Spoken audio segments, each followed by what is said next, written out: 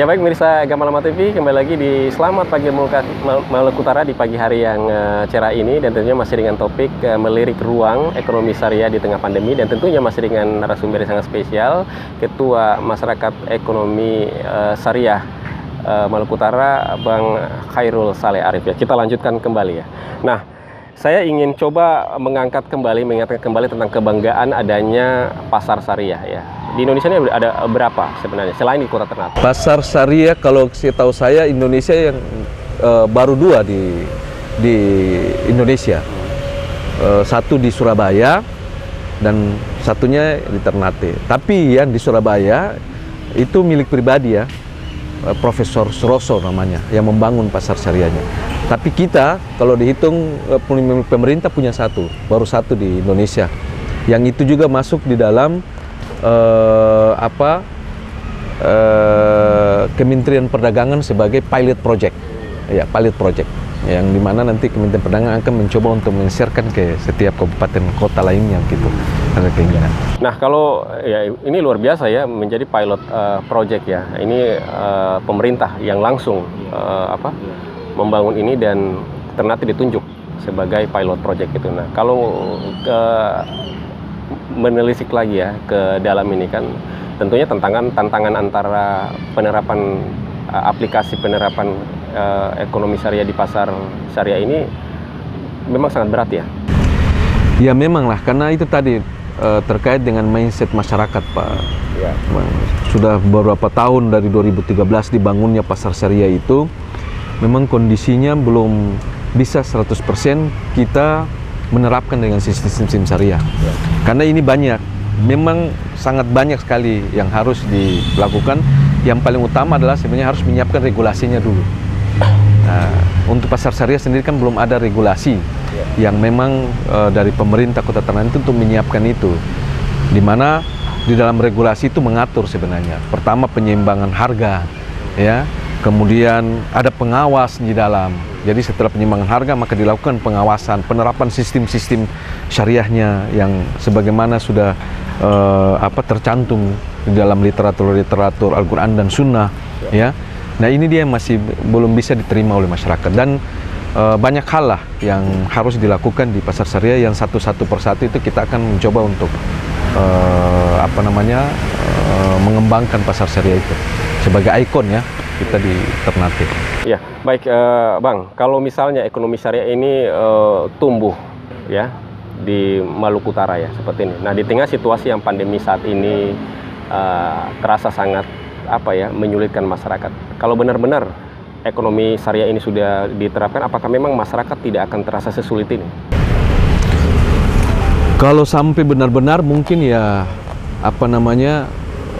kita belum bisa memberikan jaminan ya seperti itu. Tetapi dengan masuknya mereka, mengenalnya mereka dengan ekonomi syariah, bertransaksi dengan keuangan dengan perbankan syariah, ya, kemudian melakukan perdagangan dengan model syariah, maka akan keberkahan itu turun, akan datang keberkahan itu, pengamat. Karena itu janji Allah bagi kita, keyakinan kita dalam Al-Quran bahwa itu janji Allah, ya. Bagaimana barang siapa yang bersyukur dengan nikmatnya maka akan diangkatkan itu. Dan kalau kita terbebas, ini kan persoalan riba ya. Banyak riba yang dilakukan oleh tengah-tengah masyarakat kita yang sudah menjadi kebiasaan. Padahal di dalam Al-Quran surat Al-Baqarah itu jelas-jelas sekali bagaimana Allah mengharamkan riba dan menghalalkan jual beli. Karena riba itulah yang membuat sehingga kondisi masyarakat kita ini terombang-ambing seperti orang gila. Kan dalam Al-Quran itu seperti orang gila, setan yang kesurupan setan gitu. Nah, kalau pertanyaan yang begitu, maka mungkin saja bisa, ya, sebagaimana di zaman Rasulullah, zaman para sahabat, ya, penerapan ekonomi yang secara kafah, secara syariah ini dilaksanakan, maka kita lihat, ya, waktu Khalifah Umar bin Abdul Aziz, ya, tidak ada lagi orang yang kelaparan. Bahkan diceritakan di syirahnya itu bahwa tidak ada lagi yang mau menerima zakat, infak, sedekah, karena semua sudah pada berkecukupan gitu. Ya. Dan dengan keadaan seperti sekarang ini di tengah pandemi ini, maka saya kira kalau ini kita lakukan, ya, kita coba menerapkan sistem-sistem ekonomi secara syariah, ya, berkeadilan dan seterusnya, maka saya kira dan percaya bahwa kita ini akan mampu keluar dari krisis-krisis yang ada ini. Jadi kita tidak bicara soal teori matematisnya, ya, teori matematisnya bahwa kita mengabaikan hal-hal X, urusan-urusan yang padahal ini ekonomi syariah mampu menjawab sebenarnya, ya, mampu menjawab ekonomi yang kita terpuruk keadaan sekarang ini. Karena situasi ini kan pandemi atau virus ini bukan cuma di zaman sekarang, zaman dahulu di zaman Rasulullah juga kan ada. Ya, cuma diatur sedemikian rupa sehingga masih tetaplah eksis dalam perjalanan kita. Bagaimana fenomena ekonomi di saat pandemi diriwayatkan dari kisah-kisah pendahulu, Nabi pendahulu? Iya, coba lihat bagaimana di zaman Rasulullah ketika ada wabah penyakit menular dan Rasulullah men-lockdown, menutup satu daerah yang orang itu terbisa masuk dan terbisa keluar. Coba bayangkan saja, artinya bahwa ketika kalau di lockdown, semua ekonominya itu sama dengan kita memboikot itu kampung itu. Tapi apakah ada dalam sejarah waktu itu yang dikisahkan ada yang mati kelaparan? Kan tidak. Pemerintah menjamin full, pemerintah memberikan Rasulullah SAW memberikan jaminan kebutuhan, ya, bahkan sampai binatang pun diberikan kebutuhan oleh Rasulullah SAW. Itu kalau dari sisi bagaimana penerapannya. Nah, kalau kita lihat dari penerapan sisi ekonomi syariah di tengah pandemi ini, mestinya ya, pemerintah tidak berlepas tangan. Pemerintah tidak boleh berlepas tangan terhadap kondisi keadaan sesulit apapun. Khususnya para pelaku-pelaku kita, pelaku-pelaku usaha UMKM, pedagang, itu harus diberikan dorongan. Karena dengan dibangkitnya mereka, dengan diberikan kedorongan ke mereka, ada kreativitas yang muncul dan itu akan menambah inovasi-inovasi baru yang bisa dia kembangkan, dan itu kan akan memberikan dampak ekonomi yang luar biasa, ya. Nah, berarti memang saat itu sistem keadilan itu sangat dirasakan, ya. Artinya tidak ada yang merasa lebih kenyang, tidak ada yang merasa lebih lapar, ya. Betul, Bang Ahmad.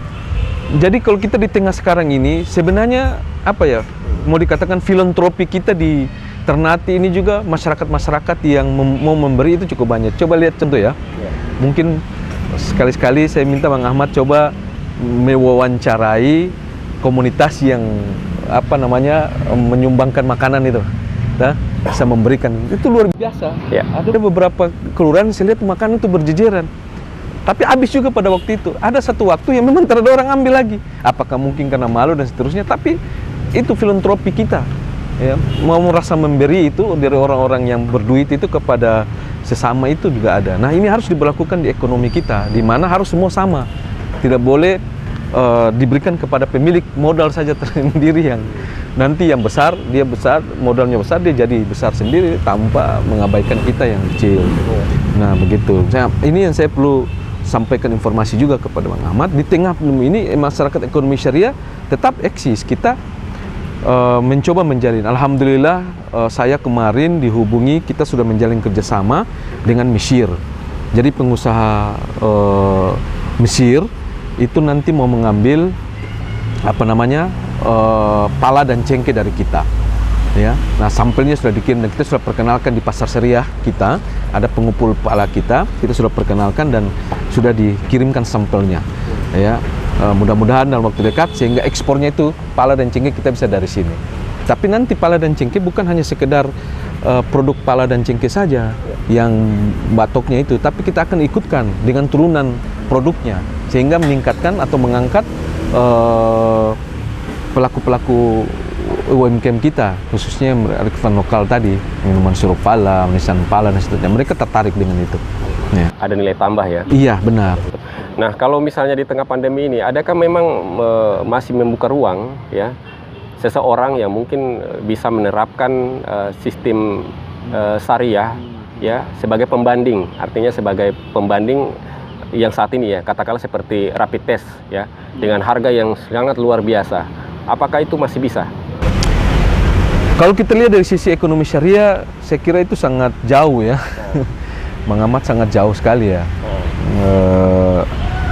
Misalnya dari saat orang membutuhkan, apalagi orang yang sangat susah membutuhkan, terus di satu sisi tidak ada prudensial, tidak ada perlindungan. Baiknya pemerintah harus mengikut campur tangan di dalamnya. Kami juga dari masyarakat ekonomi syariah lagi menggalang ya, bersama-sama dengan Wadah Inspirasi Zakat namanya. Itu tapi ini masih terbatas. Yang nama lembaga yang bukan yang non pemerintah pasti terbatas lah. Tapi minimal mereka sudah berbuat. Ya, mereka membantu orang-orang khususnya yang memang sangat membutuhkan, misalnya mahasiswa yang mau pergi sekolah, mau pergi keluar daerah, ya kita bantu dengan biaya rapid test. Ya, tidak seberapa tapi itu minimal membantu, terbantukan lah dari mereka. Salah satu kita mengalihkan zakat infak sedekah, ayo kita bantu, bukan cuman sekedar bantu ini, tapi kita bantu mereka juga dari sisi uang rapid test itu ya, di lembaga ini. Baik, kita akan break lagi, masih ada segmen terakhir, ditahan dulu ya. Baik pemirsa Gamalama TV, selamat pagi Maluku Utara, masih dengan tema melirik ruang ekonomi syariah di tengah pandemi akan kami lanjutkan setelah jeda komersial berikut ini. Tetaplah bersama kami.